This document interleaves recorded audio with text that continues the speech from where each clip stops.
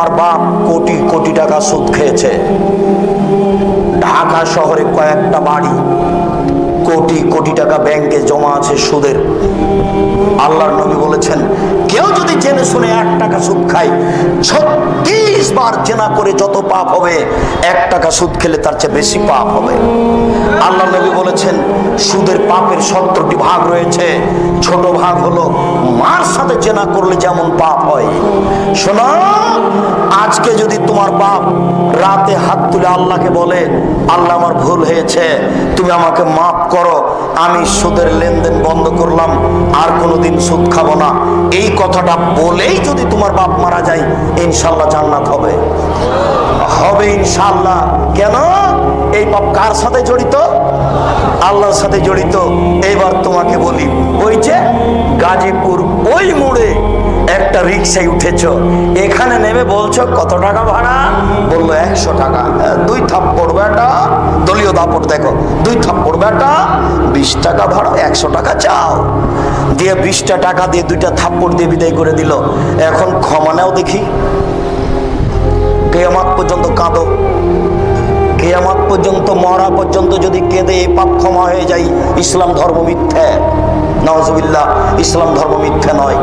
শোনো, এই পাপ যদি ক্ষমা হয়ে যায়, আল্লাহ হবেন অত্যাচারী। এই পাপ যদি ক্ষমা হয়ে যায়, আল্লাহ হবেন অত্যাচারী। আল্লাহ বলেছেন, আমার উপরে আমি আল্লাহ অত্যাচার হারাম করেছি, আমি অত্যাচার করব না। আব্দুর রাজ্জাক সাহেব, তাহলে ক্ষমা হবে কিভাবে? রিক্সাওয়ালাকে খুঁজে বের করতে হবে, হাত ধরে বলতে হবে, ও রিক্সাওয়ালা, আমি বুঝতে পারিনি গো, তোমাকে 1 থাপ্পড় মারা আমার ভুল হয়েছে, তুমি আমাকে মাফ করো। এই কথা বলা ছাড়া ইহকালে পরকালে কোথাও আর ক্ষমা নেই। আশ্চর্য পাপ, মানুষের সাথে জড়িত পাপ। তুমি তো আর বুঝতে পারছো না, চেয়ারম্যান, মেম্বার, এমপি, মন্ত্রী কত বিপদে আছে। তারা যদি বিপদ বুঝতে পারতেন, তাহলে জনগণের সামনে হাত জোড় করে বলতেন, জনগণ আমার ভুল হয়েছে, জনগণ আমার ভুল হয়েছে, আমার গাজীপুর বাজারে আমার বাপের 1 শতক জমি আছে, ওখানে আমি একটা দোকান করে বাকি জীবন খাবো, আমি দায়িত্ব পালন করবো না, আমি চলে গেলাম। উনি বুঝতে পারছেন এটা কত কঠিন। কি করে? একটু। কি করে? একটু। কিভাবে? একটু। 1 বস্তা গম ছিল জনগণের, আর 1 বস্তা গম ছিল তার বাপের। তো ওখান থেকে কিছু গম এদিকে চলে এসেছে। না না না, কিছু নয়, 100 না, 100 নয়, একটা গম 10-এর এদিকে চলে এসেছে। চেয়ারম্যান সাহেব দেখলেন যে 10-এর গমের মধ্যে থেকে একটা গম আমার ভিতরে চলে আসলো। চেয়ারম্যান সাহেব গমটা ওইদিকে করলেন না, এবার তিনি হজ করতে চলে গেলেন। হজ করতে গিয়ে কাবা ঘরের গিলাপ ধরে কাঁদছেন, আল্লাহ আমার ভুল হয়েছে, মাফ করো, আল্লাহ কিছু গম আত্মসাৎ হয়েছে, তুমি মাফ করো। এইভাবে কাঁদতে যদি থাকেন, এক পর্যায়ে আল্লাহ বলবেন, ও চেয়ারম্যান সাহেব, আরে চেনা ছিল আমার ব্যাপার, যত বড় পাপ হোক না কেন। ও চেয়ারম্যান সাহেব, সুদ ছিল আমার ব্যাপার, যত বড় পাপ হোক না কেন, গম যে আমার নয় গো, গম যে জনগণের, আমার কাছে ক্ষমা হবে না, জনগণের কাছে ফিরে যাও। বুখারী, মুসলিম, আল্লাহ রাসূল বলেছেন, যে দায়িত্বশীল যত বড় গাদ্দার, ধোঁকাবাজ, প্রতারক, তার পিছনে পতাকা হবে তত বড়। হেডমাস্টারকে গিয়ে ছেলেটা বলছে, স্যার আমার ভর্তির জন্য 3000 টাকা রাখেন।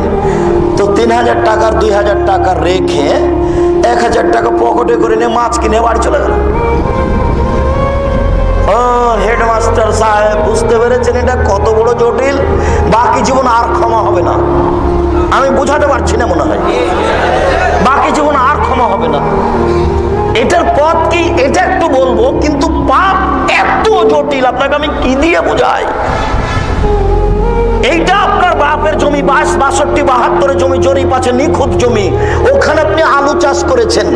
আলু চাষ করে এই গাজীপুর বাজারে বড় আলুগুলি মুখের উপরে রেখে মাত্র 5 টাকা ঠগে বিক্রি করলেন। এখন ক্ষমা নেন দেখি। কিয়ামত পর্যন্ত কাঁদলে ক্ষমা হবে না। যত মানুষকে ঠগে আলু বিক্রি করেছেন, সবার কাছে টাকা ফেরত দিতে হবে। গরু জবে করেন বিক্রি করেন, গোস্ত গরু জবে করেন বিক্রি করেন, দিনে কোটি টাকা ইনকাম করেন, তাতে আসে যায় না। কিন্তু প্রত্যেক দাঁড়িতে 50 করে গোস্ত কম দিয়েছেন, এবার ক্ষমা নেন দেখি। বুঝাতে পারলাম না যে না, যত বড়ই পাপ হোক না কেন, এখনই যদি আল্লাহকে বলেন, চোখের পানি ফেলে আল্লাহ আমার ভুল হয়েছে, আমাকে মাফ করো, একবার বললেই ক্ষমা হয়ে যাবে ইনশাআল্লাহ। শতবার আপনি কেঁদে বলেন সেটা ভিন্ন কথা, এটা আল্লাহর সাথে জড়িত পাপ ক্ষমা করা সহজ।